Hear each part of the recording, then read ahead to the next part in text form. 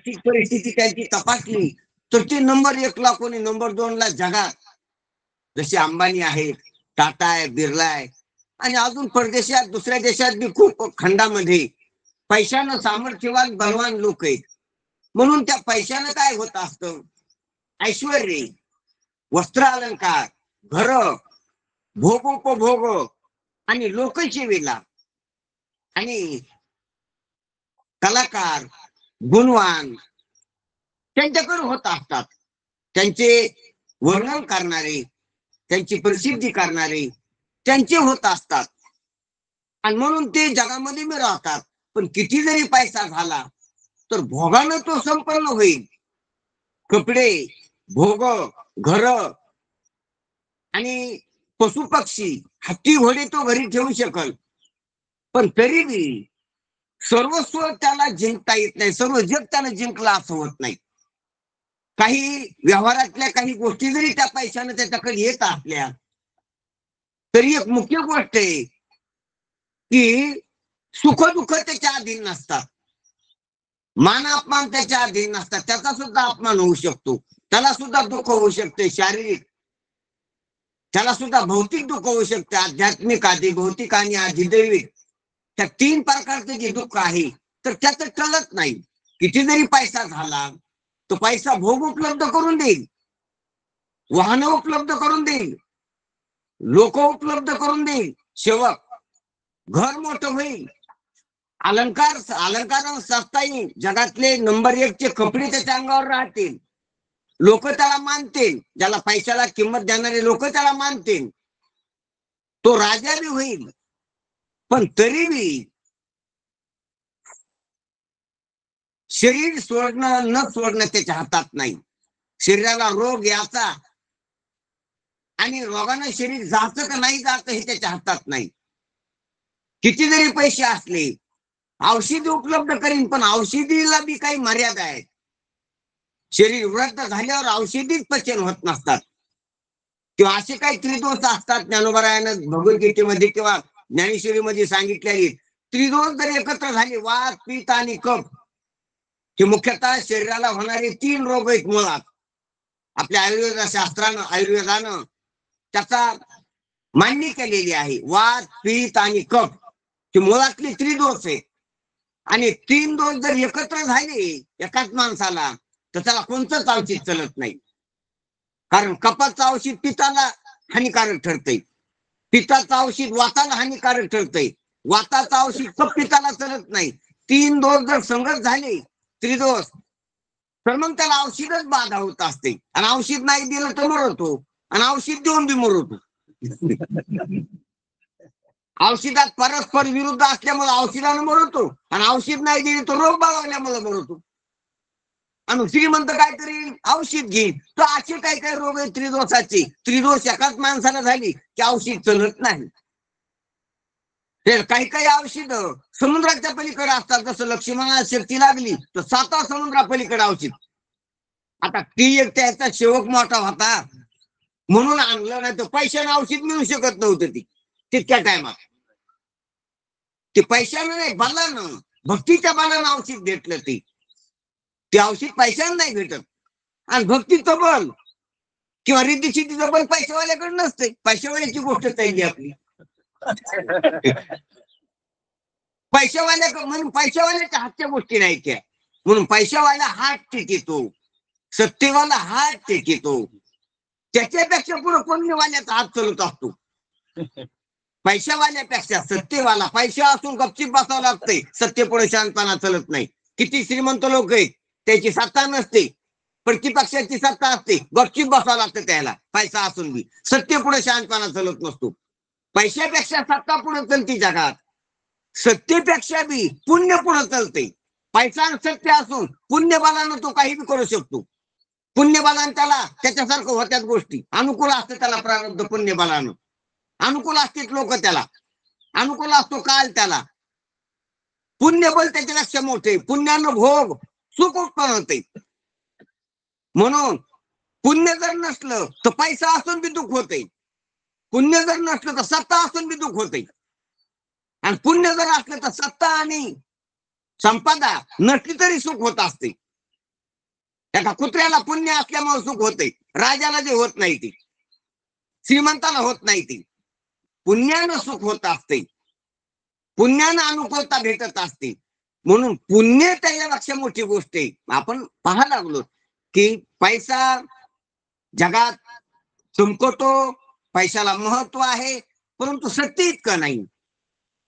सत्तेला पैशापेक्षा जास्त महत्व आहे जगात, पण तरी पुण्य इतकं नाही.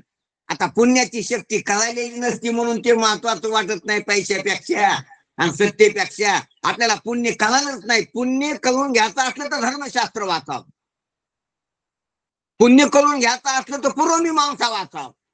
तेव्हा पुण्याचं काय सामर्थ्य, पुण्य काय गोष्ट आहे, पुण्याचे काय फल असते, पुण्य कशाला निर्माण होते, पुण्याचं काय बल आहे हे कळत आहे. जमिनीचं जर शास्त्र वाचलं आपण तर त्याच्यात कर्मशास्त्र आहे, धर्मशास्त्र आहे. त्याच्यात पाप काय, पुण्य काय, पापाचं काय फल आहे, पाप कसं प्रतिरोध करतंय, पुण्य कसं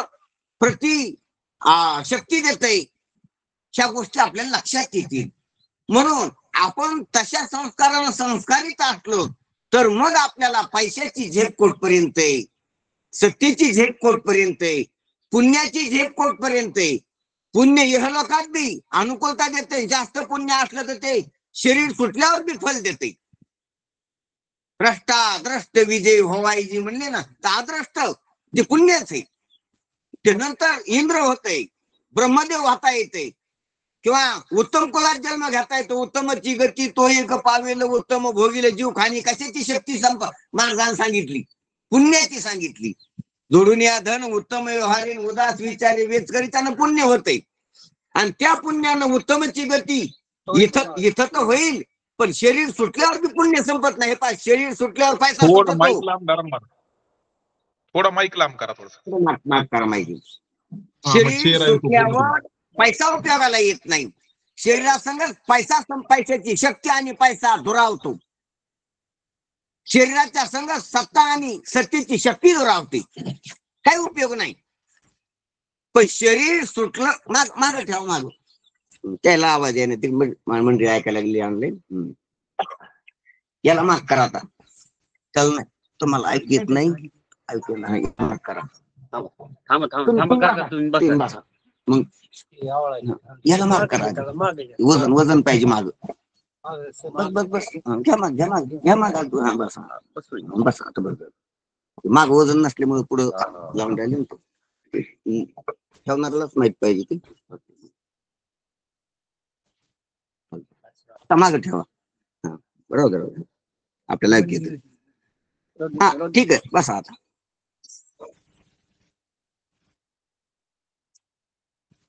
शरीरासोबत काम करणाऱ्या शक्ती आहेत त्या, पैसा आणि सत्ता. शरीर सुटल्यावर काही उपयोग नाही पैशाचा. धनसंपदा राहील ठाईच्या ठाई, आणि सत्ता बी राहील ठाईच्या ठाई. शरीर संपलं की जसं सुटकळ फक्त बुटातच काम करतंय, तसं शरीर असल्यावरच सत्ता आणि संपदा काम करतात. सुटकळ फक्त बुटात, बुट नसल्यावर काय करायचं? सुटकळ डोक्यावर घ्यायचं का खिशात ठेवायचं? चांगलं सुटकळ म्हणले भारी. बुटात उपयोगी, ती चपलात पण जमत नाही, त्यांना सँडल मध्ये पण जमत नाही, ते फक्त बुटातच. तसं शरीर असल्यावरच पैसा उपयोगी, शरीर असल्यावरच सत्ता उपयोगी. राजा असला तरी जाळ लावा लागतो नेऊन आयुष्य संपल्यावर. कुत्र असलं तरी त्याला भाकर टाकता येते, सांभाळता येते, पाळता येते आयुष्य असल्यावर, शरीर असल्यावर. आणि राजा असला तरी फुकून द्यावा लागतो काय झाल्यावर? आयुष्य संपल्यावर. म्हणून आयुष्यामध्ये, आयुष्य शब्दाचा अर्थ काय? शरीराचं आणि प्राणाचं नातं, संबंध जोपर्यंत त्याला आयुष्य म्हणा. आणि तो संबंध जोपर्यंत आहे तोपर्यंत पैशाला महत्व आहे, तोपर्यंत सत्तेला महत्व आहे. पण पुण्य हा हे संबंध आहे तेव्हा बी उपयोगी, आणि हा शरीराचा आणि प्राणाचा संबंध तुटला तरी बी पुण्य उपयोगी. पुण्याची संपदा परलोकाला बी कामा येते, हे लोकात बी कामा येते आणि परलोकाला कामा येते. म्हणून पुण्याची शक्ती आणि पुण्याची व्याप्ती जास्त आहे. अत्यंत महत्वाची गोष्ट आहे. पुण्याची व्याप्ती आणि पुण्याची शक्ती पैशापेक्षा आणि सत्तेपेक्षा, राजसत्तेपेक्षा मोठी आपल्याला वाटतं का? की राजा होण्यापेक्षा बी पुण्य महत्वाचंय, श्रीमंत होण्यापेक्षा बी पुण्य महत्वाचंय. वाटतं का? पुण्याकडे आहे का प्रवृत्ती? अरे पैसे खर्चून पुण्य मिळत असतील, राजसत्ता खर्चून यज्ञ करून पुण्य मिळत असतील. पुण्य साधं नाही, पैसे खर्चीला भेटते त्याला पुण्य म्हणते. म्हणून जोडून या धन उत्तम व्यवहार हे तर मिळत झाली पैशाची. आणि उदास विचार वेच करी त्याचं पुण्यात रूपांतर कर. मिळालेल्या पैशाचं पुण्यात रूपांतर करायचं शिकवलं महाराजांना आपल्याला. एक तर असा पैसा मिळेल की पाप झालं नाही पाहिजे. उत्तम व्यवहार सांगितले. उत्तम व्यवहार म्हणजे नंबर 1च्या व्यवहारानं, नंबर 2च्या व्यवहारानं पाप होत असते, आणि नंबर 3च्या व्यवहारानं महापाप होत असते. आपला व्यवहार नंबर 1चा आहे का नंबर 2चा आहे? नंबर 2च्या व्यवहारात पैसा जास्त भेटतो असतो पापासंग, त्या संग पाप येत असते. शेण जसं मातीला घेऊन येत असते तसा तो पैसा पापाला संग आणत असतो. नंबर 2चा धंदा. माणूस म्हणते कसं काय घर बांधलो? नंबर 2चा धंदा आहे. नंबर 2च्या धंद्यात पैसा भेटतो पण पैशा संग पाप येते. आणि नंबर 3च्या धंद्यात नुसतं पापच येते. खून, मारामाऱ्या, बलात्कार, कपट, कारस्थान, बुद्धिभेद इत्यादी हिंसक काम करणं, विध्वंसक काम करणं हे महापापाला जन्म देणे. त्यांना जरी पैसा भेटता असला तरी तो महापापाला जन्म देतो. असो, म्हणून आपला विषय काय चालला होता की पुण्यात शक्ती, ती शक्ती आपल्याला लक्षात आली पाहिजे. म्हणून पुण्यवान जगात पैशावाल्यापेक्षा आणि सत्यवाल्यापेक्षा मोठा असतो पुण्यवान. आता पुण्याची शक्ती इहलोकात आणि परलोकात देह ह्या देहात बिन देह सुटल्यावर बी कामी येते. ते अत्यंत महत्वाचं आहे. पण तरी बी पुण्य नश्वरच भोग देते. इहलोकातले देत असन तरी नश्वर, आणि परलोकातले जास्त पुण्य असल्यावर, पुण्यवानता जास्त झाल्यावर परलोकात इंद्रपद जरी भेटत असलं, इंद्राचं वैभव जरी भेटत असलं तरी बी ते नाशवानच आहे. इंद्राला सुद्धा रडावट लागते. इंद्राला सुद्धा कधी कधी राक्षसाशी युद्ध करावं लागते, हार व्हावं लागते. अशी कथा आहे की इंद्राला राक्षस ऐकना म्हणून त्या इंद्राला सहकारी म्हणून दशरथ राजाला शरण यावं लागले. रामायणामध्ये कथा आलेली. मृत्यू लोकातल्या एका राजाला शरण यावं लागले की माझ्यावर लेपर चक्र घालण्यासाठी तुम्ही सहकारी या. शरण यावं लागलं. आता स्वर्गातल्याला मृत्यू लोकातल्या राजाला शरण येणं म्हणजे काही साधी गोष्ट आहे का ती? एकांतात मध्ये पाया पाडावं लागले की या. आता त्याच्यापेक्षा बी कोण झाला मृत्यू लोकातला? श्रेष्ठ झाला दशरथ राजा. आणि दशरथ राजा बायकोच्या अधीन. त्याची कोणची बायको? कैकई. मग तिनं कैकईला संग आणलं त्यानं, लाडक्या बायकोला. आणि त्या लाडक्या बायकोनच काम केलं थोडंफार. त्या रथात आखामध्ये हात काय घातला त्या आर्यातून, त्या तुंबातून, आणि तितक्या शुक्राचार्याला पर माग लोटिण्यापर्यंत त्यानं सहकार्य केलं. म्हणून यानं वर दिली की 3 वर तुला काय घ्यायचे ते घे, 2 वर तुला काय घ्यायचं ते घे. तर तिनं त्यावेळेस मागितलं नाही, नंतर मागितली म्हणून रामायण झालं. ही तर गोष्ट आपल्याला माहितच आहे. म्हणजे मला सांगायचं होतं की इंद्राला सुद्धा दुःख होतंय आणि मृत्यू लोकातल्या राजाला शरण यावं लागतंय. म्हणला जिथून पुण्य करून यज्ञ करून तो लोक स्वाळलाय त्या लोकांकडे जावं लागतं तोंड घेऊन पुन्हा.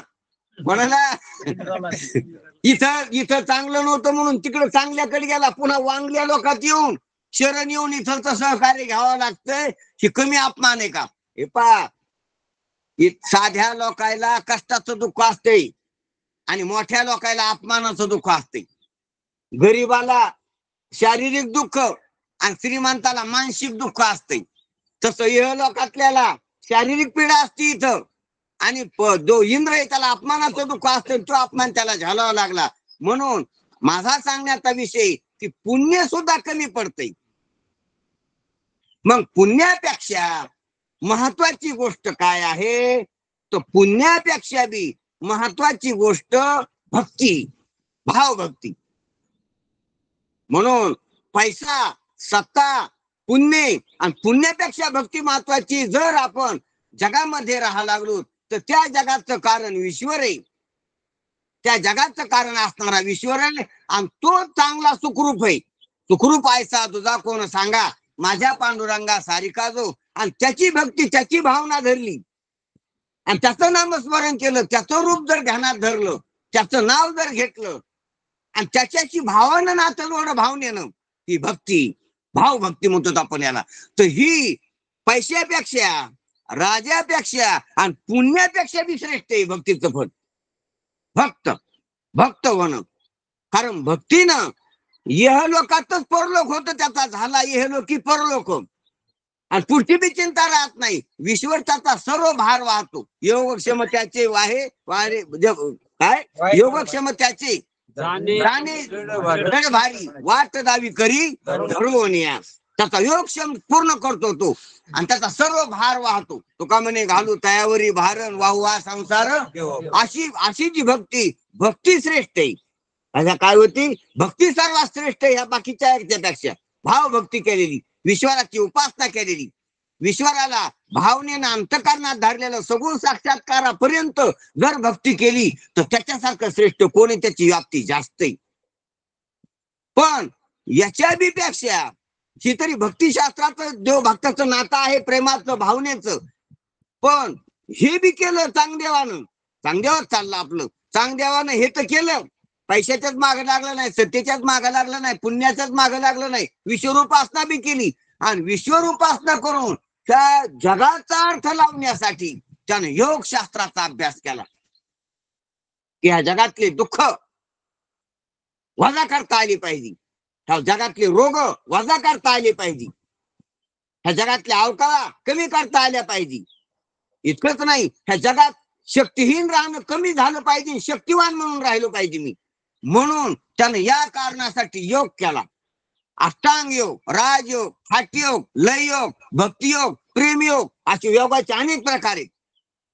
त्या समध्या योगाच्या साधना त्याने केल्या आणि या जगाला चेंडू सारखं आपल्या अंतकरणामध्ये धारण केलं, लीन केली जाईल, पुन्हा प्रगट करी जाईल. ध्यानात घ्या, त्या जगाला त्यानं खेळणं केलं. कोणी? चांगदेवानं योग साधना करून. हे जग वाटेल तेव्हा लीन करता येत होते, त्याला वाटेल तेव्हा पाहता येत होतं संकल्पानं. ह्या जगातल्या समध्या शक्ती त्याच्या हातात होत्या, पंचमहाभूतावर त्याची शक्ती चालत होती. समध्या जीवावर आणि जगावर, जडावर आणि जीवावर त्यानं संयम केला, शक्ती केली. उभ्या माणसाला जाळायचं चालता येत होते त्याला, जाळलेल्या माणसाला पुन्हा जिवंत करायचं करता येत होत त्याला. म्हणला चांगदेवाला असा शक्ती संपन्न झाला. एक तर आधीचे सर्व साधन केले आणि एवढं मोठं योग वैभव त्यानं प्राप्त केलं. समाधीपर्यंतचा अभ्यास केला, सर्व रिद्धी, सर्व कला, सर्व गुण, सर्व शक्त्या आणि सर्व शास्त्राचा अभ्यास केला. आणि एवढा निपुण झाले चांगदेव.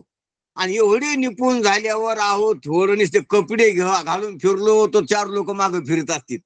काहीच नसले, कपडे घातले, निस्तरी केली, नीळ टाकली आणि हातात धोत्राचा घोल धरून जर हात फेकीत चालला तरी बी 2-3 लोक त्याला चहा पाणी नेतात. कोण 2-3 लोक कुठून आली का व्हाली विचारतील. नुसते कपड्यानं जर फॅशन केली तर, आणि यानं तर किती कमाई केली. नाही, त्या काळात त्या तोडीचा योग गुरु म्हणून प्रसिद्ध कोणीच नव्हता. सर्व वैभव चांगदेवाचे इथं होतं. आणि एवढा चांगदेव मानल्यामुळं त्या काळातले हजारो लोक त्याचे शिष्य झाले. ते कुठं निघला की त्याच्या मागे दिंडीत निघायची. तो कुठं थांबला की तिथं सर्व शिबिर असल्यावर सर्व लोक शिष्य थांबायची, त्याची सेवा करायची, त्याचा प्रचार प्रसार करायची. असा चांगदेवाचा चालता काळ चाललेला होता त्या काळात. हा समजा लोक म्हणल्यावर चालतात का ना, चांगदेवाची तळटी होती. आणि तो होता बी, पण पुन्हा कसा होता, दांभिक नव्हते. चांगदेव दांभिक नव्हते, खोटं सामर्थ्य म्हणून ते दाखीत होते. खोटं नव्हतं दाखीत, काही नकली नव्हतं त्याच्याकडे, व्यवहारातलं असली होतं. खऱ्याच रिद्धी होत्या. नुसते कपडे घालून भमभम करीत फिरत नव्हते ते. इथं लोकांना वाढाय दाखवायसाठी दाढ्या जाटा वाढलेल्या नव्हत्या त्यांनी. कृत्रिम सामर्थ्य होतं त्याचं, साधना होती त्यांची. आणि साधना असल्यामुळे त्याचं वैभव दाखीत नव्हती, दिसत होतं व्यवहारात. हे पहा, वैभव दाखविणं वेगळं आणि दिसणं वेगळं. खोटं दाखवावं लागत असते. याचं व्यवहारात खरं होतं. खरंच ते वाघावर बसू शकत होती, खरंच ते नागाचा चाबूक करू शकत होती, खरंच ते मेलेल्या माणसाला जिवंत करू शकत होती, खरंच ते शरीराचं आलेलं मरण चुकू शकत होती, खरंच ती कुंडलिनी जागृत करू शकत होती दुसऱ्याची बी. सर्व सिद्धी त्याला प्राप्त होत्या. कोण्या टायमाला ते गुप्त होत होते, आकाशात संचार करीत होते, पाण्याहून चालता येत होतं, सूर्य थांबिता येत होता. कोणाला? चांग देवाला काय करता येत नव्हतं. योग सामर्थ्यानं काही बी. आणि इतकं हे करता येत होतं, नकली नव्हतं, असली होतं. आताचे जरी कोणी बाबा असले तर त्याचं नकली असते. काय असते? असली नसते. याचं असली होतं. आता असली जरी असलं तर असलीला काय म्हणतो आपण? असली का म्हणालो? व्यवहारिक असली, नकलीतला असली. त्याच्यातलं जगत नकली. कसं जगत कसं आहे? नकली. नकलीतलं असली. कशातलं असली? आता नकलीतलं नकली आहे काहीच, हे सांगायचं मला. काय जगत नकली, नकलीत नकल करते ते. आणि नकलीतलं असली असलं तर जगत नकली असल्यामुळे त्याचं बी नकलीच होतं. मग पण त्याचं नकली कोणाला कळण? त्याला असली लक्षात आलेले त्याला कळण. आणि ज्याच्या असली लक्षात आलं नव्हतं, जगाला जे असली म्हणून बसले होते, ते कस काय नाही बोलणार त्याला? म्हणून सर्व जगातले बहुतेक सर्व स्तरातले लोक त्याचे शिष्य झालते. सर्व आश्रमातले, सर्व वर्णातले, सर्व धर्मातले, सर्व देशातली, सर्व भाषेतली, सर्व प्रकारचे लोक, सर्व स्तरातले. बाया झालते, माणसं झालते, म्हातारे झालते, तरुण झालते, गरीब झालते, श्रीमंत झालते. त्याचे शिष्य, त्याचे शिष्य सर्व गोसावी झालते, सर्व ग्रस्त आश्रमी झालते, सर्व संन्यासी बी झालते, सर्व वानप्रस्थी बी झालते. सर्व धर्म, सर्व आश्रम, सर्व वर्ण आणि सर्व जगातले प्रकारचे लोक त्याची काय झालते? शिष्य झालते त्याची. त्याचं गुरुत्व त्यानं मान्य केलं आणि त्याचं शिष्यत्व स्वीकारलं होतं. आता एवढा याचा तोरा वाहिड्याला आहे, त्याचा किती नावलौकिक झाला असेल महाराज, खूप नावलौकिक झाला. आणि हा नावलौकिक वाढतच चालला होता. पण योगायोगानं आपल्याला विषयावर यायचंय. योगायोगानं एका गावात ते थांबलेले असताना तिथल्या लोकांना चांगदेव महाराजाला काही समाचार सांगितलं. एक दिवस काहीतरी दैव उदयाला आलं त्यांचं, आणि त्याला एक बातमी लागली की तुम्ही येण्यापूर्वी तुम्ही आमच्या गावाला आले, तुमचं वैभव मोठं आहे, चांगली गोष्ट आहे, तुम्हाला आम्ही वर्षानुवर्षाचे ओळखीतो, तुमचे आम्ही शिष्य बी आहेत. पण आमच्या गावात एक अशी घटना झाली, आम्हाला अशी कानावर गोष्ट आली. काय? की एका ब्राह्मणाच्या पोरानं रेड्या बोलिलं म्हणून. एका ब्राह्मणाच्या पोरानं त्याने सांगितलं की पितृजेव घातली. असा मुलगा आहे, असा मुलगा आहे की त्यानं पाठीवर मांडी भाजली. संन्यासाचा मुलगा मुलगा म्हणून त्याच्या अवहेलना लोक करतात. परंतु अशी मुलं आहेत ते. अशा प्रकारचा समाचार कोणी सांगितला? त्या गावातल्या माणसानं सांगितलं का त्याच्या शिष्यानं? एक वृद्ध साधू होते, त्याची शिष्य, त्यानं सांगितला, सांगदेव महाराज की अशा अशा प्रकारचे 4 मुलं येत आणि ते 4 मुलं अशा अशा प्रकारचा चमत्कार करायलेत. आमच्या कानावर गोष्ट आली. त्यानं काय काय केलेलं दाखिले इथं सुरुवातीला त्या प्रस्तावनामध्ये सांगितलेलं आहे की त्यानं स्वर्गीय पितर जेऊ घातले, त्यानं रेडा बोलिला, त्यानं मांडे भाजलेले आहेत आणि ते ईश्वरवत व्यवहार करतात, सहज समाधीत राहतात, त्याला काहीच अशक्य नाही. अशा प्रकारचा नावलौकिक ज्ञानोबा चांगदेव महाराजाच्या कानावर आला. ध्यानात घ्या. आणि असा नावलौकिक कानावर आल्यावर, कारण चांगदेव रायाला आतापर्यंत स्वतःचीच कीर्ती दुसऱ्याच्या कानावर गेलेली माहित होती. दुसऱ्याचं कोणीतरी मोठं आहे आपल्यापेक्षा बी असं तिकून इकडे आलं नव्हतं. एकेरी वाट होती, इकून तिकडे बढाई सांगायची होती, पण तिकून दुसऱ्याची कोणाची बढाई ऐकायची सवय बी नव्हती, प्रसंग बी आलेला नव्हता, आणि ते पचिता बी येण्याची ताकद नव्हती ते प्रसंग नसल्यामुळे. आपणच मोठे असं जर ऐकायची सवय असली तर दुसरा बी कोणी मोठा आहे असं मान्यच होत नसते. ते ऐकावं बी वाटत, ऐकू आलं तर ते खरं बी वाटत, त्याचा विश्वास बी बसत नसतो. आणि असा प्रकार चांगदेव महाराज झालेला होता. कारण वर्षानुवर्षी 1400 वर्षापासून आपल्यापेक्षा कोणी मोठा आहे, आपल्याला न होणारे चमत्कार कोणाला करता येते, शक्तिवान आहे कोणी असं मान्यच नव्हतं. आणि ही गोष्ट आल्यावर त्याच्या छातीत थोडे झाले की अरे आपल्याला कोणतरी सोबती. कोण आहे, काय करतात ते, किती वर्षाचे ते म्हणले पोर आहेत.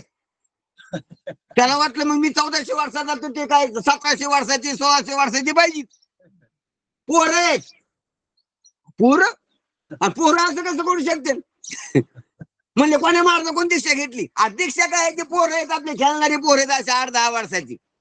दीक्षान काय अभ्यासन काय म्हणजे करतील कस काय ते मला सांगू शकत नाही मी, पण असे शक्ती संपन्न आहेत.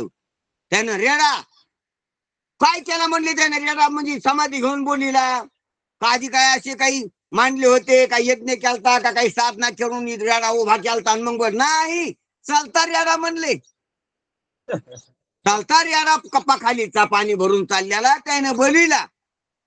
आणि बोला म्हणले याला तुमचं ज्ञानेश्वर नाव आहे त्याचं ज्ञानेश्वर आहे, काय हरकत नाही म्हणले बोलून तू बोलला. म्हणले चालता आधी काही त्याला आंघोळ घातली असन, त्याला काही उठणं लावलं असन, त्याची पूजा केली असन, काहीच नाही केलं. म्हणले चालता रेडा बोलीला, रेड्यामुखी वेद बोलविला. काही केलं नाही आधी. त्याला रेडा माहिती नव्हता. तो त्या रेड्याचा काही प्रोग्राम नव्हता, सहज चालता चालता वाटायला आलता. मग मात्र त्याला वाटलं की हे कोण आहेत. अशा प्रकारची उत्सुकता तयार झाली. आणि त्या दिवशीपासून इथं सांगण्यात येतंय की त्यानं अन्न त्याग केला, की आता त्याची भेट झाल्याशिवाय मी अन्न खाणार नाही. अन्न त्याग केला नाही इतकंच नाही, त्यानं हजारो शिष्य त्याचे रोज आंघोळ घालण्यापासून, त्याचं कपडे धुण्यापासून, त्याला जेव घालण्यापासून, त्याचं अंग दाबणं, काय काय करणं, त्याची सेवा करीत होती. सेवा घेणं त्याने काय केलं, त्यापासून मी कोणाचा गुरु नाही. त्याची भेट होईपर्यंत अन्न खाणार नाही, त्याची भेट होईपर्यंत कोणाची सेवा घेणार नाही, गुरुपणा मिरविणार नाही, त्याचीच भेट घेईन आधी. असे ते स्वतंत्र असे एका खोलीत बसले. आणि त्याला संदेशशास्त्राचा अभ्यास होता, सूर्योदयाचा अभ्यास होता, त्याला भविष्याचा अभ्यास होता, त्रिकाल ज्ञानी होती, त्याला सर्व शास्त्राचा अभ्यास होता. म्हणून बाकीच्या अभ्यासानं त्यानं त्याच्याकडे लक्ष केलं. आणि त्रिकाल ज्ञानी असल्यामुळं त्याची कुंडलिनी पाहून सूर्योदय शास्त्राप्रमाणे कोण्या स्वरावर हे बोलायला लागले, कोण्या स्वरातून कोण्या दिशेने याने गमन केलेले, हा सांगणारा प्रश्न कसा विचारायला. अशा सर्व शास्त्राचा अभ्यास असल्यामुळं त्यानं अंतर्ज्ञानी वय केलं की हे दिव्य विभूती ईश्वराचे अवतार असले पाहिजे, ही माणसं नाहीत. हे दिव्य विभूती परमात्म्याचे जगाच्या कल्याणासाठी उद्धारासाठी घटलेला अवतार असला पाहिजे, असं त्यांनी मनोमन विचार केला. आणि त्याची भेट घ्यावं, कुठं असतील ती, किती लांब असतील ती, त्याची भेट घ्यायची कोण्या बिळाला, अशा प्रकारची आतुरता झाली. हे पहा, ही संतांची कीर्ती कानावर येणं खूप मोठी गोष्ट आहे. मनुष्य जन्म भेटा, शुभेच्छा व्हावा, सत्वगुणानं अंतःकरण परिपूर्ण व्हावा, आणि विश्वराभिमुख जीवन जगावं, आणि संतांची कीर्ती कानावर ऐकूया, झाली त्याची कार्यसिद्धी. मग आणि इतकं तर झालं होतं, याच्या आधी तयारी तर पूर्ण मेहनत होती, आणि अधिक संतांची कीर्ती कानावर आली. आपण बी वाया चाललोत ना, मनुष्य देह नाही म्हणून वाया चाललो का, मनुष्य देह असून वाया चाललो, मनुष्य देह असून वाया चाललो. बरं, मनुष्य देह असून निसता मनुष्य देह झाला भेटला आपल्याला का, परमार्थाची इच्छा बी काही इतकाची का परमार्थ बी करायलो, परमार्थाची इच्छा होऊन इतकाची का परमार्थ करून बी वाया चाललो, का वाया चाललो. बरं, ईश्वरात दर्शन घेत नाहीत का, ईश्वराची थोडीफार भक्ती करीत नाहीत का, तरी बी का वाया चाललो. याचं कारण एक आहे की संतांची जशी पाहिजे तशी कीर्ती कानावर आलेली नाही, संत कीर्ती श्रवणी आली, आणि म्हणून नाही साधू सेवा.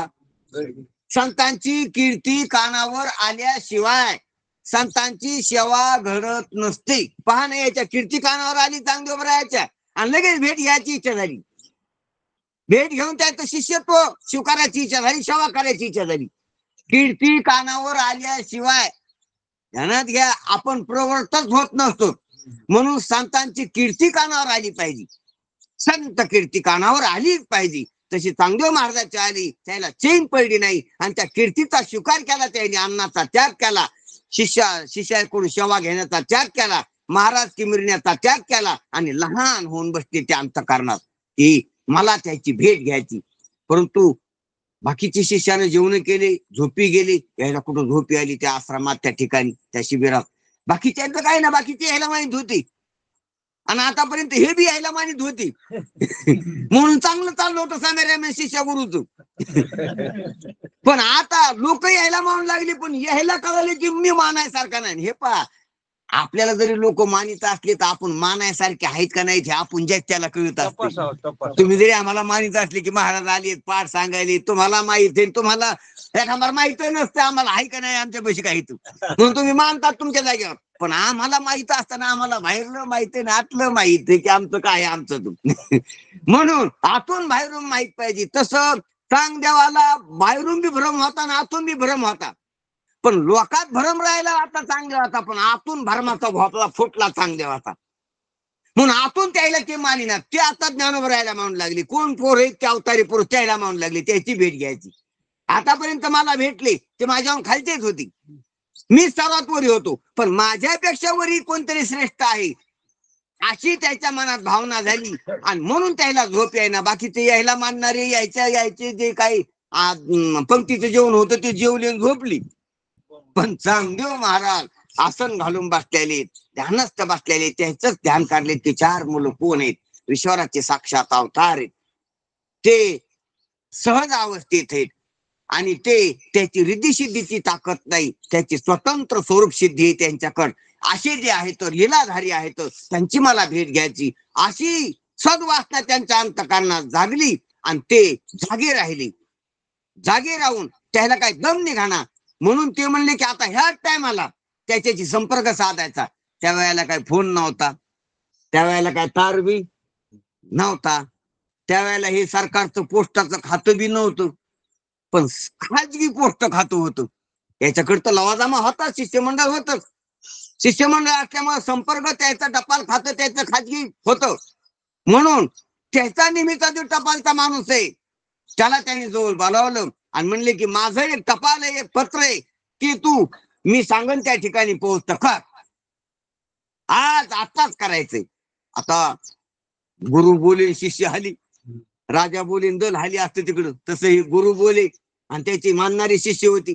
मग त्याने पत्र हातात घेतलं. संध्याकाळी निवांत आला, कागद आणला, गुरुचा त्यावेळेला पेन होता तो पेन आणला आणि लिहायला सुरुवात करायची.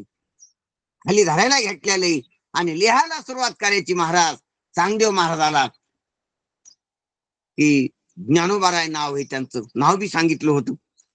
पण उद्धटवाणी नावच कसं घ्यावं? बरं नाव घेऊन त्याच्या पुढे काय लिहावं? ज्ञानोबरायाला नमस्कार म्हणाव तो पूर्व म्हणते.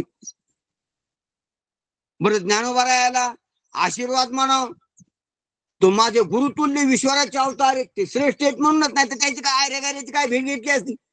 इतकं जर त्याला आदरानं त्याला जागा दिली, माझी साधना ओलांडून मी त्यासाठी वेळ द्यायला लागलो, तर माझ्यापेक्षा श्रेष्ठ आहेत का कनिष्ठ आहेत? ते श्रेष्ठ आहेत. मग श्रेष्ठाला आशीर्वाद कसा देऊ? आतापर्यंत आशीर्वादच द्यायचं काम होते यायला. आतापर्यंत आशीर्वाद देण्यातच याची 1400 वर्षे गेली ती लोकायला. असे बरेच महाराज असते, आशीर्वाद देण्यातच त्याचा टाइम जातो, आयुष्य जाते, बर्बाद होते. आणि त्यालाच आशीर्वाद घेण्याची गरज असते कोणाचा तरी. त्याच्याकडे आशीर्वादच नसतोय आणि लोकांना देतील ती. काय नसतो? अरे आशीर्वाद रूप जीवन असावं. प्रसाद रूप जीवन व्हावा, तेव्हा दुसऱ्याला प्रसाद देता येतोय. प्रसादिक जीवन आहे का आपलं? आपण पाहा ना. असलं तर हे पहा, माझ्या पैसे प्यारा असला तुम्हाला देता येईल, माझ्याकडे नाही तर तुम्हाला काय देता येईल? तसा आशीर्वाद पाहिजे ना माझ्याकडे आधी जमा, तेव्हा देता येईल दुसऱ्याला. उगाच आपण एकदा आणि कोणी पाया पडे आशीर्वाद म्हणतात, आहे का त्या पैसे? समजा पैसे ज्याच्या पैसे नाही त्याच्याकडे आपण जर पैशाची मागणी केली, देतो का देऊ? नाही तर काय पैसे सोंग आणता येतं का? देता येतील का? आपलं जरी अडकालेले दवाखान्यात पैसे नाही, मी तुमच्याकडे आलो, तुमच्या पैसे नाही, देता येतील का? आणि तसा आशीर्वाद कसा देता येतो?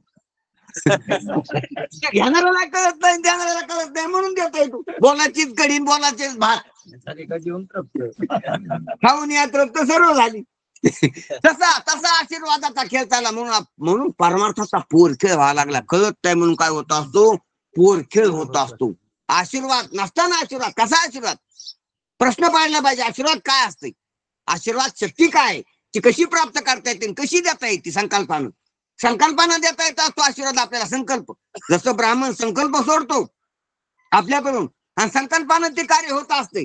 संकल्प एक शक्ती, तशी आशीर्वाद एक शक्ती, आणि ती पाहिजे आधी, आणि असून ती देता आली पाहिजे. काही काही वस्तू असत्यात पण देता येत नाही, त्यात असली पाहिजे, देता आली पाहिजे, देण्याची कला पाहिजे.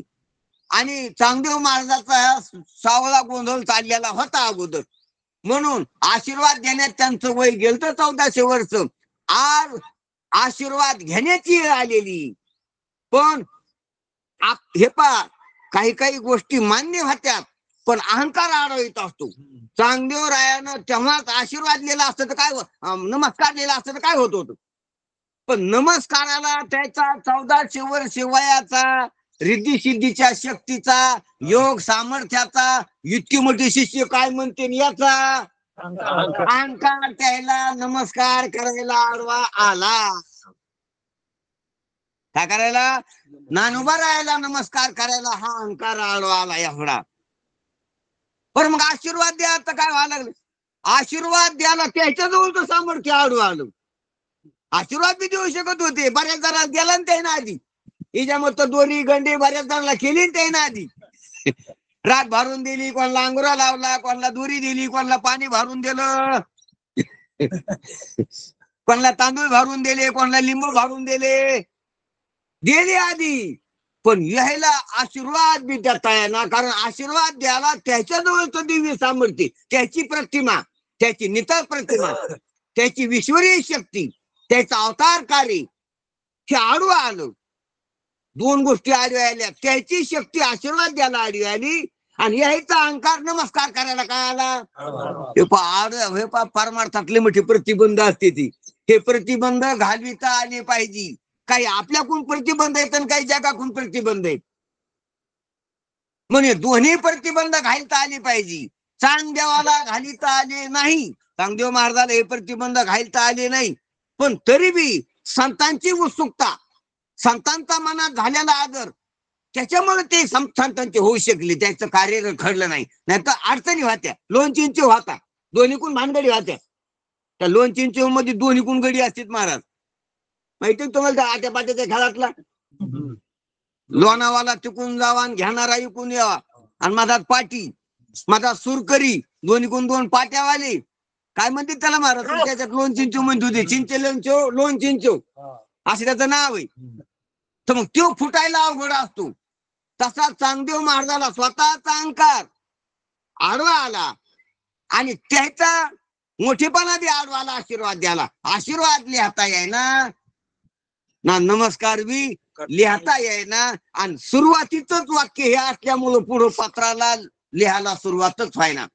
बऱ्याच काळ त्यांचं हे चलबिचल मन, दोलायमान मन, आशीर्वाद लिहावा का नमस्कार लिहावा, आशीर्वाद लिहावा का नमस्कार लिहावा, अशा प्रकारचं कोणताच निश्चय न झाल्यामुळं क्षणोक्षणी महाराज म्हणतात ना, अनंत बुद्धीचे तरंग क्षणोक्षणा पालट येते, तसं सैड्यानं रंग बदलल्यासारखं या बोटावरला थोका त्या बोटावर नेल्यासारखा, हे करावं का ते करावं, हे करावं का ते करावं. एका घोड्याला जसं इकडून हिरवा चारा टाकला आणि एकीकडून सणी ठेवली एका टोपलीत, मग ते घोडं काय करू लागलं, घोडं उपाशी होतो, घोड्याला काय लागलं होतं, भूक लागली होती, आणि भूक लागलेल्या घोड्याला प्रधानानं सांगितलं की दोन्हीकून दोन ठेवा.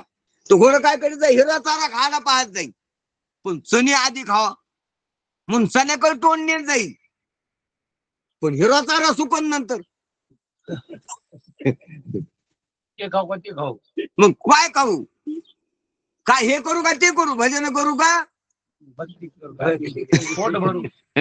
पोट भरू, सांगा मी काय करू. त्याप्रमाणे जसं घोड्याला झालं, ते घोडं रात्रभर झुलत बसलं, तसा चांगदेव महाराजाला रात्रभर निश्चय झाला नाही, हे करावं का ते करावं. अखेर शेवटी कंटाळून या निर्णयाला आली की आता असंच पत्र पाठवू. ते सर्वज्ञ आहेत म्हणून, ते जर सर्व सामर्थ्यवान आहेत, ते जर जगद्गुरु आहेत, ते जर अवतारी पुरुष आहेत, तर माझ्या भावना त्याला कळतील. ध्यानात घ्या, शब्दानं भावना कळतात आणि वर्णानं लिहिलेल्या ग्रंथानं बी भावना कळतात. आपण चांगदेव रायाचं जे पत्र आहे, जे ज्ञानोबा रायानं पाठविलेलं, ते शब्दातून आलेले त्याचे विवेक, त्याचे वाक्य, त्याचं मनोगत आपल्याकडे यायला लागले. शब्दानं कळतय, इशाऱ्यानं कळतय, ध्यानात घ्या, आणि संकल्पानं बी कळतय. कळणं 2-3 प्रकारचं. कोऱ्या पत्राचा आतापर्यंत कोणी अर्थ काढला असं नाही. फक्त निवर्ती दादानं, ज्ञानोबानं आणि मुक्ताबाईनं कोऱ्या पत्राचा अर्थ लक्षात घेतला. कोऱ्या पत्राचा अर्थ आतापर्यंत कोणी नाही. भावना, संकल्पानं भावना का, आणि तसंच पत्र गुंडाळलेलं आहे. त्या एका साधूपाशी दिलेले त्याच्या शिष्यापाशी, आणि तो साधू वयोवृद्ध साधू पत्र घेऊन आळंदीला आलेली, आणि आपल्या रुमालामध्ये बांधलेलं पत्र त्यांनी सोडून सुरुवातीला सांगितलेले की पुढे निवृत्ती दादा होते, निवृत्ती दादाच्या हातात द्यालेले, आणि निवृत्ती दादानं ते पत्र पाहिलं आणि म्हणले ज्ञानोबा वाच. ज्ञानोबरायाच्या हातात दिलं. अशी एक कथा आहे. आणि दुसरी एक अशी कथा आहे की ते निवृत्ती दादाच्या हातात दिलं. निवृत्ती दादानं सोपान देवापाशी दिलं. सोपान देवानं ते मुक्ताबाई पाशी दिलं, आणि मुक्ताबाईनं ते पत्र पाहिलं आणि मेला चांगल्या कोणाच आहे असं म्हणून ज्ञानोबराया पाशी दिलं. सांगे अजून कसा कोराच आहे, निगुरा कोरा आहे. निगुरा कोरा म्हणजे गुरु नसल्याला कोरा, गुरु न मिळालेला असा कोरा आहे. असं मिळून ते कोणापाशी दिलं, माऊली पाशी दिलं. आणि मग कोरा आहे असं म्हटल्यावर निवृत्ती दादाला वाईट वाटलं की मुक्ते तसं काऊन म्हणायला लागली. साधू आहेत, मोठे महात्मे आहेत, जगामध्ये प्रसिद्ध असलेले महात्मे, त्याचा तसा अवमान केला नाही पाहिजे महात्म्याचा. ते ऋषी आहेत, ते सिद्ध पुरुष आहेत, किंवा ते भगवान नसलेले आहेत, दाढी जातावाले जगाचे गुरु झालेले आहेत, तर असा अपमान करू नये. अरे कोरे आहेत मग चांगलं आहे ना, लोक कोरी बी नाहीत ना, याच्याकडे पाहिजे तू लोक बदबद भरलेली आहेत. अरे भरलेल्याच्या मानानं कोरी चांगली आहेत ना. त्या भरलेल्याला तू काय करते, धुवू शकते का तू? ती त्याला धुवू शकते का, तू धुवू शकते का? आणि कोरी झाले म्हणल्यावर साधनावान आहे, चांगले साधक आहे. मग त्या कोऱ्यावर तुम्हाला का रंगवायचं, त्याला कोण्या श्रंगार करायचा, कसं रेखाट्याचं तर रेखाटा चित्र त्याच्यावर. कोरे म्हणल्यावर तुम्हाला उलट चांगले, तुम्हाला आता कोऱ्याला काही बी बनता येते.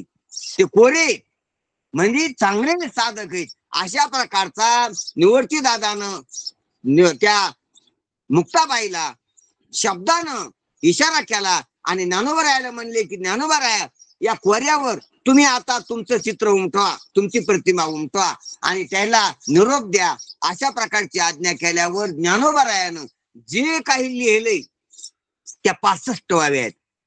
आणि त्या 65 वव्याला चांगदेव 65, म्हणजे चांगदेवाला ज्ञानोबरायानं 65 वव्यात दिलेला उपदेश, दिलेला निरोप हा या 65 वव्यामध्ये येतो. आणि त्या 65 वव्याचं चिंतन आपण करायचं ठरविले. आता तुम्ही आम्ही सर्व मिळून आणि ह्या 65 वव्या ऐकायला तेव्हा चांगदेव एकटीच होती. आता तरी बरीच माणसं आहेत, म्हणून याच्यात काही कमी म्हणू नका, कारण की याच्यामध्ये कमीच असते. त्याच्यामध्ये आपल्याला जर आध्यात्मिक चिंतन करायचं तर त्याच्यात गर्दीची अपेक्षा केली नाही पाहिजे. त्याच्यानं जशी हरणाचे कळप असते तसे शिवानं आपला बी कळप असावा अशी अपेक्षा केली नाही पाहिजे. येड्या बाबरीची अशी डागाची डागा असते तशी चंदनानं अपेक्षा केली नाही पाहिजे का आपला बी असाल मोठा असा रानभर असा. चंदन एखादाचा असतो, जशा गारगुटीच्या ढिगल्याची ढिगा असते तशी हिऱ्यानं अपेक्षा केली नाही पाहिजे का आपला बी ढीग पाहिजे. कशाचा हिऱ्याचा ढीग नसतोय. खदाने लाखो करोडो गाडीमध्ये एखादा काय असतो, हिरा असतो. ही गोष्ट ज्ञानोबरायानं हरिपाठात सुद्धा सांगितलेली. अद्वैत कुसरी लय मोठे जाणे, काय आम्हाला वाटलं की चरण चुकलं माझं ते. अद्वैत कुसरी विरळा जाणे, विरळा ऐसा कोणी तुका त्याची लोटांगणी. महाराज म्हणतात खरे निरे कोणापाशी वय एक रज तरी ते द्यारे मज दुर्बळ अशी. मी दुर्बळ आहे तुकाराम महाराज म्हणते, पण निका पारमार्थ निक तत्वज्ञान कोणापाशी असलं तर मला एक रस भर द्या, एक कण भर द्या. कारण की ते जास्त नसतं मला माहित बी. कोणाला ज्ञानोबा तुकोबा आहे म्हणते की ते जास्त नसतंयच ना. जे खरं औषध असतं ना ते जास्त नसतंय. तुम्हाला सांगतो लक्ष्मणाला जी शक्ती लागली आणि त्या टायमाला जिकून ते औषध आणलं किती दुर्नागिरीच आणला. मग केवढा दुर्नागिरी द्याला का? बरं त्याच्यातले सर्व झाडाचा रस पिळून द्याला का? एका झाडाचे समधी पानं पिळून दिले का? एकच पान. बरं पान पुरं तसं दिलं खाला का त्यातला रस काढला? रसच काढा. बरं रस कप 2 कप द्यायला प्याला चहा प्याल्यासारखा किती द्याला? 2च थेंब टाक. आता ते प्याला का तो सावध होता गडी का काय? तो दिवस मायल्यापासून संपल्यापासून जो पडलेला होता तर तो डोळे बेशुद्ध होता ना. मग त्याला द्याला तर का कपानं द्याला का कशानं द्याला? चमच्यानं द्याला का? चमच्या तर नव्हताच त्या काळात. एक थेंबभर बुंदभर आणला किती आणि द्याला किती?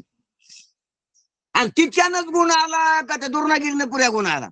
म्हणजे एक रसभर जरी ते गेलं निरे कोणापाशी वय एक रज तरी ते द्यारे मज दुर्बळ अशी. तुकोबा राय म्हणतात त्याप्रमाणे ही गोष्ट कमीत कमी. म्हणून पहा ज्ञानेश्वरीच्या बाबी किती येतं? 9,000. अमृतानुभवाचे किती येतं? 800 काहीतरी वर येतो. आणि चांगदेव पासष्टीच्या किती येतं? 65 फक्त. किती? 65. म्हणजे वर्षभर रोजची एक जरी असली तरी बसते तरी 65 होत नाही. किती वाजता ते 365 दिवस किती येतं? वर्षाचे 365. या खाली किती येतं? 65. बरं 65 वाव्यात 65 सांगितलं का त्याच्यातले दृष्टांतच आहेत? अहो त्याच्यात 12 दृष्टांत आहेत. प्रत्येक गोळी गणित दृष्टांत आहेत. काही तर निष्ठा दृष्टांताच्या 5-5-6-6. त्याच्यात सिद्धांत पाहिले तर पहिल्यानं मूळ जे अधिष्ठान स्वरूप आहे ब्रह्म त्याचं लक्षण केलेलं आहे 35-36व्या पर्यंत. आणि तिथून पुढं जे जीव आहे इथालचं त्याचं वर्णन केलेलं आहे. आणि नंतर ते दोन्ही एक आहेत याचं वर्णन केलेलं आहे. बस झाली 65. पहिल्या ओवीत ब्रह्मस्वरूपाचंच लक्षण केले जिथं हे सर्व जग अध्यस्त आहे. ते जे मूळ तत्व आहे अधिष्ठान त्या अधिष्ठानाचंच वर्णन केलेले पहिल्या ओळीनं तेच लक्षात आणून दिले. त्याचं तटस्थ लक्षण हे जग अध्यस्त आहे त्याचं अधिष्ठान आहे. हे तटस्थ लक्षणाकडून ब्रह्माचं निरूपण केले सुरुवातीला अर्ध्या वाल्या त्याच्याच आहेत. नंतर ते आणि चांगदेवा तू एक आहे तया पुत्र तू श्री वटेशाचा रवा जायचा कापुराचा चांग्या तुझ मजा आपण याचा बोलू ऐके तत्वमाशी या पदाचं या महावाक्याचं चिंतन आले 36व्या. आणि तिथून पुढं चांगदेवा तू आणि मी ज्ञानेश्वर हे दोन नाहीत. तुम्हाला भेटायची इच्छा करायला लागला, तुम्हाला गुरु मानायला लागला. तू स्वतःला आतापर्यंत गुरु मानित होता. आता आमचा हा खोटा महिमा ऐकून तू स्वतःला शिष्य मानायला. हा ध्यानात घ्या मी काय बोलायला. तू आतापर्यंत तू स्वतःलाच गुरु मानून बसला होता. खोट्या शिष्याला शिष्य मानून तू खोटा गुरु होऊन बसला होता.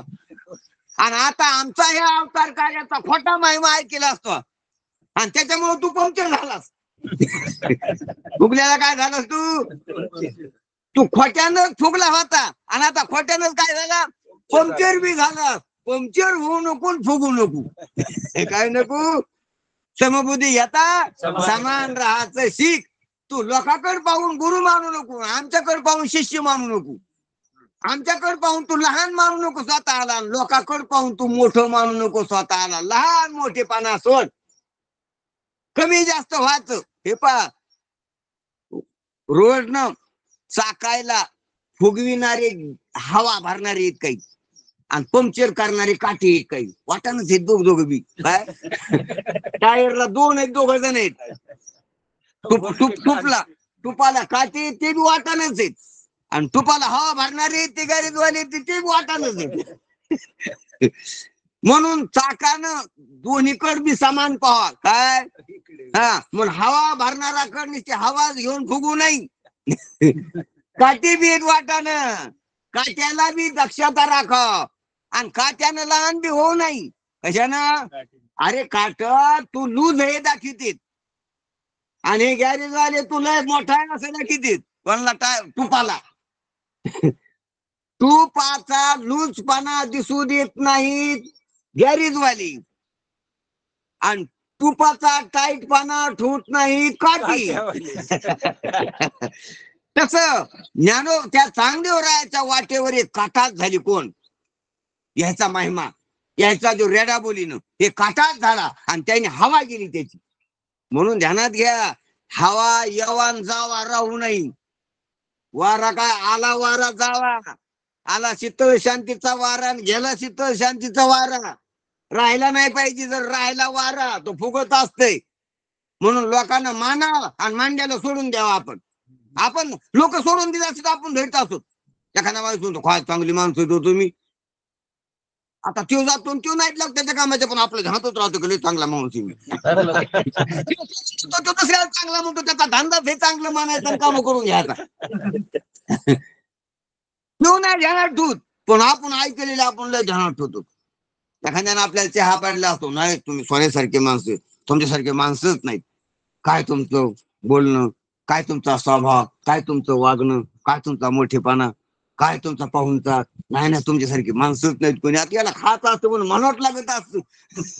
राहायचं असतंय खायचं असतं म्हणून म्हणावं लागतं याला. मग याला म्हणावं लागलंय असं आपण जाणाव. आपण त्यानं म्हणलेलं काय करू नये, मनावर धरू नाही. पण आपण त्यो सोडतो आणि आपण मनावर धरतो. म्हणून कोणी किती जरी मान द्याला तर ते तिथं टाकावं. काय करा, तिथं तितक्या पुरता गौरव करा. ठीक आहे म्हणा, काय हरकत नाही बाबा. तसा नाही तुम्ही मोठेपणा, तुम्ही मोठ्या मानाची माणसं आहेत, तुम्ही आम्हाला मोठेपणा द्यायला लागली. ठीक आहे तुमच्या मनानं असेल ती, पण आम्ही कशाची मोठी आशा म्हणून ते तिथंच टाकाव. घेऊ नाही मान. काय करू नाही. वाढलिया मान न मानावी निशिंती, भूताची प्रीती भूतपण. ज्ञानोबाराय म्हणतात, तुकोबाराय म्हणतात, मान वाढल्यावर निशिंती मानू नाही. कोणी म्हणून लागलं तुम्ही लय मोठे तर हो आहे असं म्हणून नाही. म्हणजे निश्चिंत होऊ नाही. कोणी जर म्हणलं की तुम्ही किती चांगले, कशात चांगलं म्हणायचं मला. तू चांगला म्हणतो ते काल आलता तू लय खराब म्हणला मला. एखादा म्हणा तुम्ही लय इमानदार आहेत, अरे मला लबाड इमानदारी बी म्हणते. मग तू इमानदार म्हणला बरी गोष्ट, तुला दिसला असून इमानदार, पण मला लबाड इमानदारी माझ्या शेजारी बरीच देत मला. म्हणून अशा प्रकारानं कोणाचा मान घेऊ नये. पण मान घेतला की काय होत असतं, मानाची सवय लागती, मानाची व्यसन लागते, मग अपमान सहन होत नाही. जर मान घेणाऱ्यानं अपमान सहन करण्याची तयारी ठेवावी. कारण मानावाल्याचा अपमान होत असतोय. अपमान होईल कोणा दुसऱ्याचा. ज्यानं आधी मान घेतलाय झाला अपमान तर त्याचाच होत असतोय. जो हरभऱ्याचा झाडावर चाललाय त्याचीच पडायची शक्यता असती. जो भोईवर तो पडत नसतोय. जो भोईवर झापलेला आहे तो कुठे पडल. जे उंच ठिकाणी गेला त्याची पडायची काय असती शक्यता असते. आणि उंच ठिकाणी जाणं म्हणजे मान घेणं. मानावाल्याचाच अपमान होत असतो. म्हणून मान घेताना खबरदार, मानाचं सुख ज्याला घ्यायचंय त्यानं अपमानाचं दुःख सहन करण्याची तयारी ठेवावी. लय अंगी मोठेपण तयाच यातना कठीण मी तकार द्यायला जातात तयाच, दुसऱ्याला नाही. म्हणून मोठेपण असलं की लहानपणी ना जो आधीच लहान आहे तुका म्हणे जाणून व्हावे लहान त्याला काय करणारे, कोण अपमान करणारे. ज्यांना आधी भोय धरलेल्या पहिलवानाला पाडता येत नसते. असं म्हणून सांगायचं तात्पर्य काय चालला, आपला विषय विस्तारित व्हावा लागलाय. म्हणून चांगदेव महाराजानं अशा प्रकारचा त्याचा मोठेपणा राखून काय केलेले पत्र दिलेले आणि ते पत्र ज्ञानोबारायाच्या हातात पाडले आणि निवडती दादाच्या सांगण्याहून ज्ञानदेव महाराजानं त्यांना पत्र लिहायला सुरुवात केलेली. ज्ञानोबारायानं गुरुचे चरण वंदले, गुरुचं स्मरण केलं, गुरुची आज्ञा प्रमाण मांडली आणि आपली लेखणी सोबत घेतलेली आणि त्यांना लिहायला सुरुवात केलेली. पहिली चोवी स्वती श्री वटेशू जो लपोनी जगदा भासू, दावी मग ग्रासू प्रगटला करी. पहिली चोवी एका ओळीचा आपण अर्थ पाहणार आहोत. परंतु आज आपण नेमकं चांगदेव महाराजांचं महात्म्य लक्षात घेतलं. चांगदेव महाराज बी साधे नव्हते. चांगदेव महाराज बी अधिकारी होते, सत्पात्र होते. तो बोध झेलण्याला लायक ते घालते. नाही माग अनादी काळाची अनंत जन्माची त्याची साधना होती. असे सत्पुरुष भेटणं, इतकं योग विद्येनं निपुण होणं आणि एवढा अधिकार प्राप्त करणं, ज्याच्यासाठी ज्ञानोबरायांना पत्र लिहावं लागत आहे. साधारण गोष्टी नाहीत. जे 1400 वर्ष जगत आहेत, अरे आपण 5-25 वर्ष बी आरोग्यवान जगत नाहीत. ते 1400 वर्ष बिना रोगाचे, बिना म्हातारपणाचे, बिना थकलेले, बिना आळसालेले, ध्यानात घ्या, बिना घराण्याचे, बिना तक्रार जगलीत. साधं जीवन नव्हतं. आपण ऐकलेलं असतं की चांगदेव कोऱ्या आहे, चांगदेव निगोरी आहे, चांगदेवाचं काहीच नव्हतं घरण. अरे कोणाचं तुमच्या मानानं घर नव्हतं का? आपल्या मानानं घर नव्हतं का? अहो ते ज्ञानोबराच्या दृष्टीनं. आणि आपण कुठं पा सांगायला येत मग मज पामर आहे काय थोरपण तुकोबर आहे ना म्हणा ज्ञानोबर आहे पुढं. आणि ज्ञानोबराया चांगदेवरायाला वंदन केलेले अनेक महात्म्यानं संतांनी. चांगदेव महाराज होते ज्याच्यासाठी ज्ञानोबरायाला 65 ववी लिहावं लागले. जे ज्ञानोबरायाचा अवतार होईपर्यंत थांबले. अशी कथा आहे की 1400 वर्षी जे थांबले योग विद्या शिकून, तर ज्ञानोबरायाचा अवतार होणार एका युगात पुढं. म्हणून 1400 वर्ष त्यांनी आयुष्य रोखलं आपलं. ही शक्ती आहे त्याची, ही साधना आहे त्याची. त्याला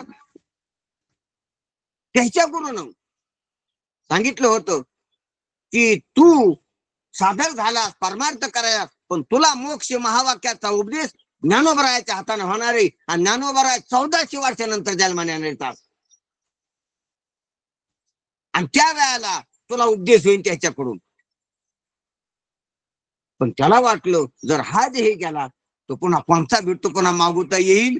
ह्याला रात्रीत महाराजांप्रमाणे घेतलं, हे तो न घडी जी या नगरा मागवता हात जन्म पावशी, हे तो न घडी रे सायाशी. हातातून हातचे निधान जाईल, मग तू करशील काय? म्हणून त्यानं हात निधानच जाऊ दिलं नाही. त्यानं अनेक शास्त्राचा अभ्यास केला. शरीराच्या शास्त्राचा अभ्यास केला. शरीरशास्त्र, रसायनशास्त्र, भौतिकशास्त्र, जीवशास्त्र, विज्ञानशास्त्र, ग्रहशास्त्र, ज्योतिषशास्त्र, सौरोदय शास्त्र, योगशास्त्र शेवटी त्याच्या हातात पडलं. आणि योगशास्त्रानं सर्व जगाला आवृत्ता येते, सर्व जग हातात घेता येते. हे तंत्र त्याने पाहिलं. योग व्रत चित्तवृत्ती निरोधा हे सूत्र योगातलं. योगामध्ये चित्तवृत्तीचा निरोध करून सर्व सामर्थ्यानं संपन्न होता येते, सर्व जग जिंकता येते, काळ सुद्धा जिंकता येतोय. हे त्याने पाहिलं. म्हणून ते योग विद्याच्या गुरुकडे गेले आणि योग विद्याचा अभ्यास पूर्ण निपुण झाले. आणि सर्व सामर्थ्यानं त्याने तो 1400 वर्षे देह टिकविला. आणि मग ज्ञानोबरायाचा काळ आला, आणि मग हा काळ आला, आणि मग त्याला महिमा कळाला. आणि ते पहिला संकल्प त्या जागा झाला की मी ज्याच्यासाठी थांबलो ते हेच पुत्र आहेत. त्याला खाना पाटल्या की ती मुलं होती 4 राहणारे, ह्या काळात जन्मणारे. त्याला त्याची मागायच्या आठवणी उजाळा झाला. आणि म्हणून त्याची श्रद्धा बसली आणि त्याने कोरपत्र पाठवलं. आणि कोऱ्या पत्रावर ज्ञानोबरायाला बी ते त्रिकाळ ज्ञानी होती, जगाच्या उद्धारासाठी चालती. म्हणून ज्ञानोबरायानं 65 वह्या लिहिल्या.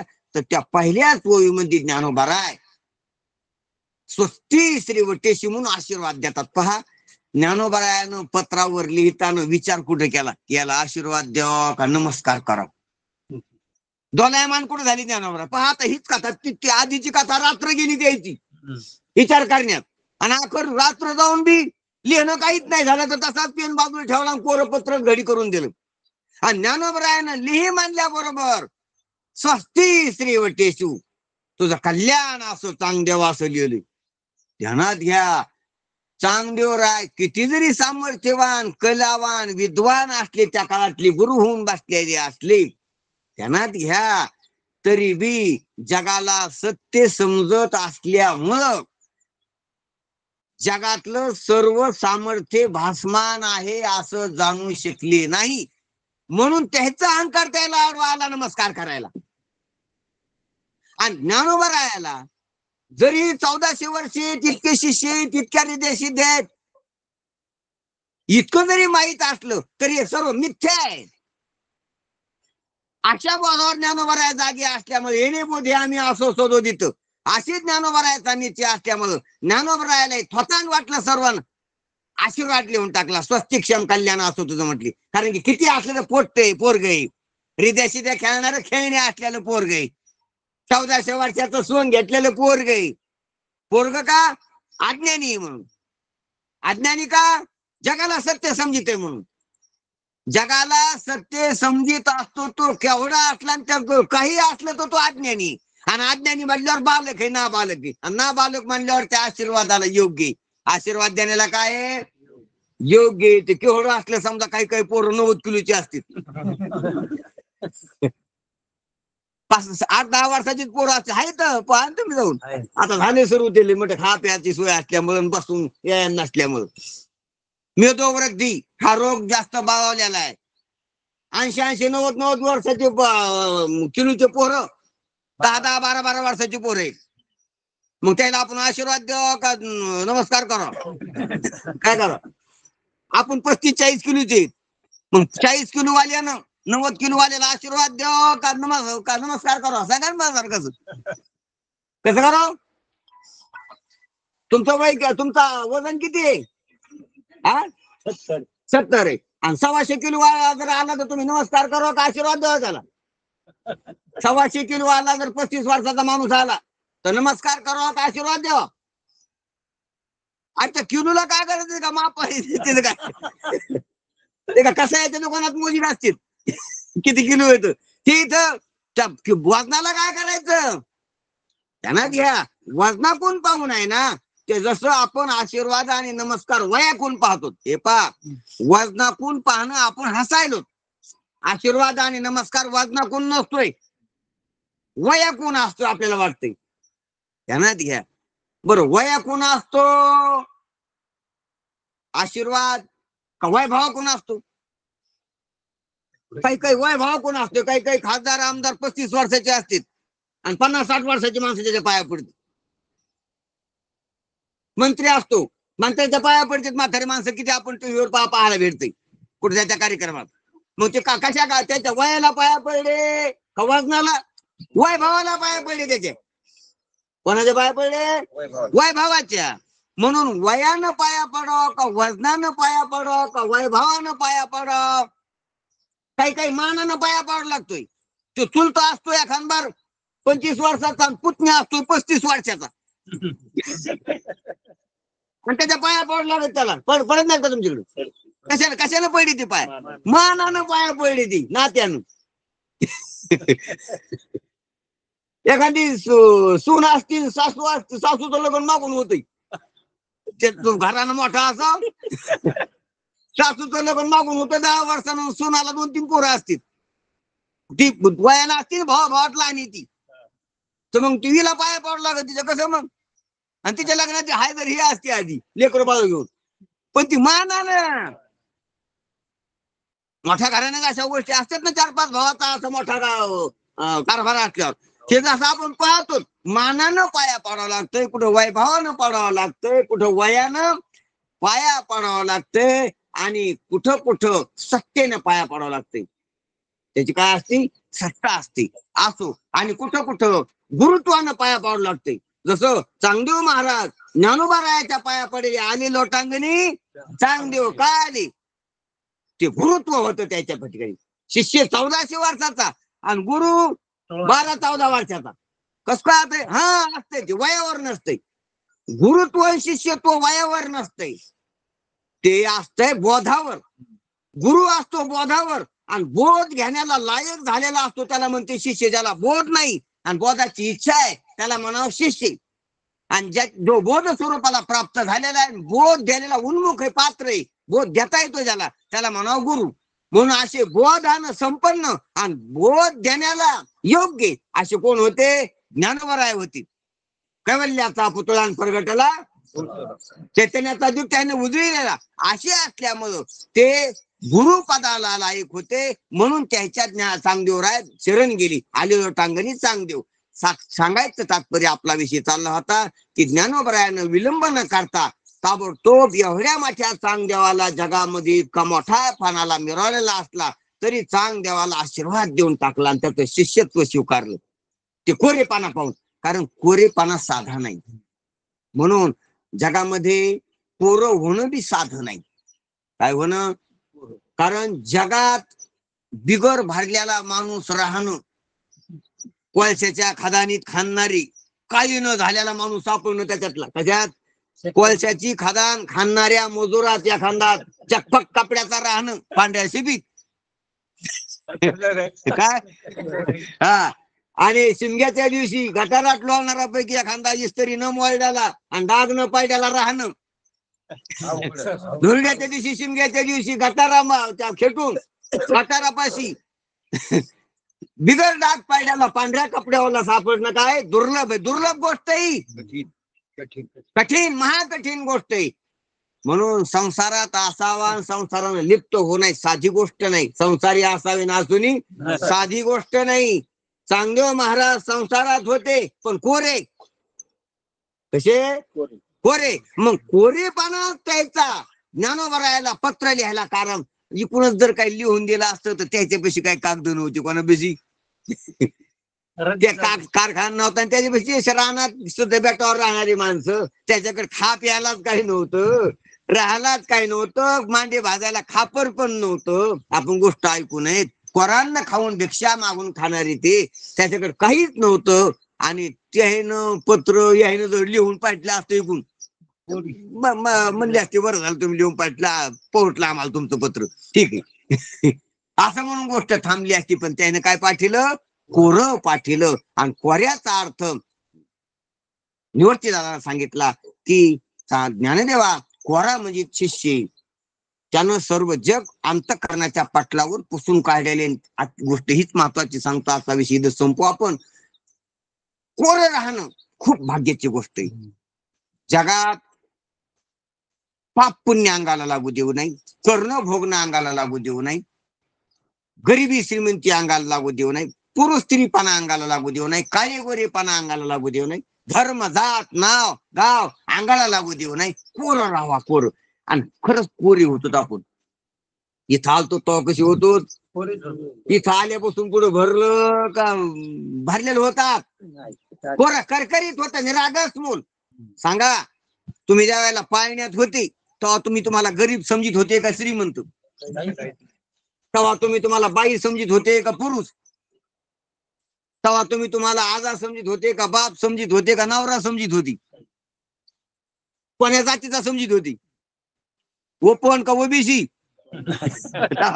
पाळण्यात काहीच नव्हतं, कोणताच कलंक नव्हता, निष्कलंक निरागस कोरी पाटी होती. काय होती? कोरी पाटी होती. धर्म जात नाव वर्ण धर्म आश्रम कुल गोत्र काहीच नव्हतं. ते सर्व नंतर शिकिले. काय केलंय? बहु शिकला रंग चाले, खरे खोटे हिचे.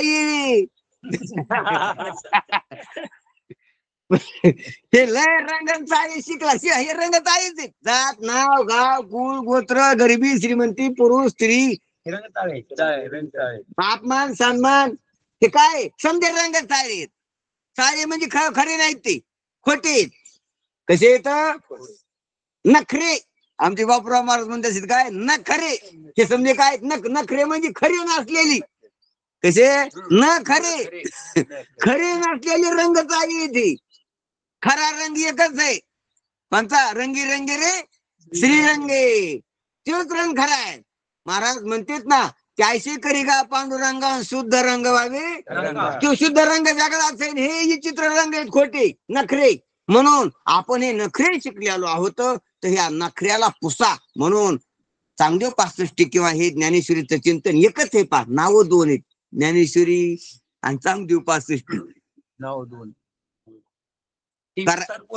कारंजा केल्या आणि शंकरपाळी केली. कोणची चांगली असते तू?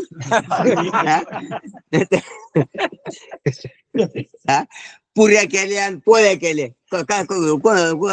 स्वयंपाक नाव वेगळी. हे कारण की ज्ञानश्रीतून पुन्हा ज्ञानश्रीत मला सायकणार वाटला. सातात ज्ञानश्री आहे केली पुन्हा ज्ञानश्रीत लावली आहे ना. नाही अनबोट लुम करतात ना थोडं. काय करतो तीच सांगते गहू एकच बदलू बदलू एक गहून प्रकार गहू. ज्ञानेश्वरी कोणी केली ज्ञानोबराने चांगदेव पासष्टी कोणी केली महाराज. ज्ञानेश्वरीत काय सांगितलेलं आहे मोक्ष चांगदेव पासष्टीत काय आहे? मोक्ष ज्ञानेश्वरीत काय आहे? आत्मज्ञान चांगदेव पासष्टीत काय आहे? आणि मग काय काय नाही बघ रे आपली समजूत घाल नाही ती काय कर रे पाहुण्याला जसं उद्या राहा उद्या तो मला काय करतो आज शिरा खा उद्या आपण काय करू उद्या पोळ्या करू गोड पुरणपोळ्या करू आणि आज काय केलं आज शिरान फिकी पोळी केलेली अरे तो नाव बदलली खरं सांगा कालच्या स्वयंपाकात आणि आजच्या स्वयंपाकात काही फरक नसतो हा?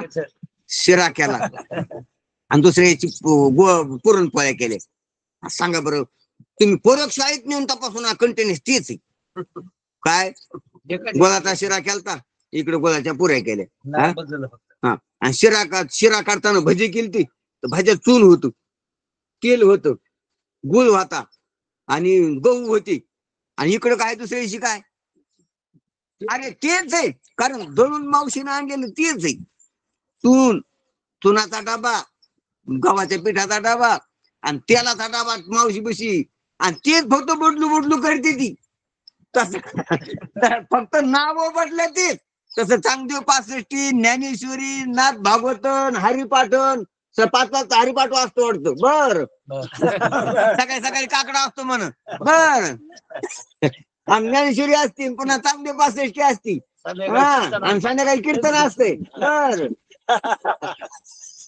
अरे एकच आहे काय एकची अनेक एक हरी एक तत्व कळा म्हणून एक तत्व काढण्यासाठी एक तत्व नामद्र धरी म्हणा किंवा एक तत्व नाम साधीची साधन द्वैताचे बंधन न बाधीचे याप्रमाणे एकच सांगितले जे देव बोललेले एक तुझे नाही 18व्या अध्यायात सांगितलेले एकच सांगितलेले देवानं म्हणून एकच आहे फक्त आपल्याला ते कळायला पाहिजे म्हणून सांगायचं तात्पर्य चांगदेव महाराज अशा प्रकारानं निपुण होते कोरे होते आणि त्या कोऱ्या पत्रावर ज्ञानोबरायाने जे लिहिलं ते बोधाचं आहे म्हणून आपण कोरे व्हा समज मनातून काढून टाका आपला बोर्ड उद्या दुपारच्या सत्राला येताना ज्ञानेश्वरीला येताना कोरा आला पाहिजे घरातला कचरा घरातल्या काही आठवणी घरातले संकल्प घरातले विकल्प घरातल्या सर्व भावना सर्व विचार अविचार सर्व पुसून टाका काय पा शाळातलं प्रवचनातला एकच फरक आहे शाळात समजा पोरायचा फळा एकच असतो मास्तरचा पोरायचा म्हणून मास्तरनं जर तो पुसला तर फळा साफ होतोय पण पाठात प्रवचनात आपापला फळा आपापल्या संघही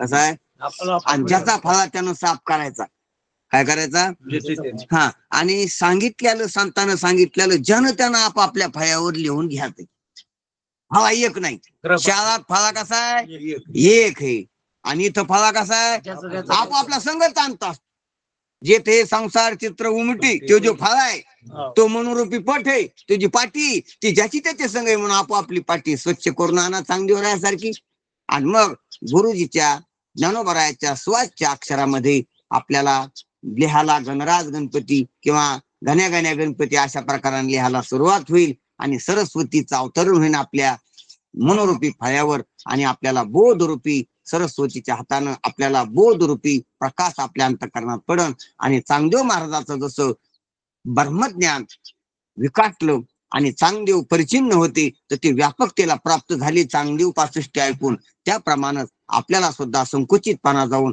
व्याप्ती आपली सुद्धा लक्षात येईल संकोचनी कार्य झाला लहान घे आपोषण ब्रह्मांडाचे आपली देखील व्यापक ब्रह्म स्वरूप आपण आहोत हा बोध आपल्याला होईल तो पुढचा विषय आपण दुपारच्या सत्रात पाहू पुंडली कवरदा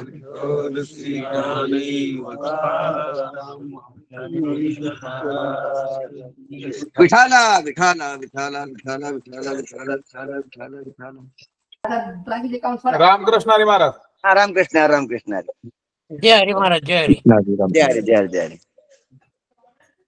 सुंदर आयोजन केलंय महाराज सगळ्यांना वा चांगलं लागेल हा ठीक आहे कसं आहे, चांगली सुविधा केली आहे. रामकृष्ण हरी गुरुजी ठीक आहे जय हरी जय हरी जय हरी महाराज रामकृष्ण हरी हा रामकृष्ण रामकृष्ण ठेवतो आता वेळ झाला रामकृष्ण हरी महाराज रामकृष्ण हरी हा रामकृष्ण रामकृष्ण सर्वांना रामकृष्ण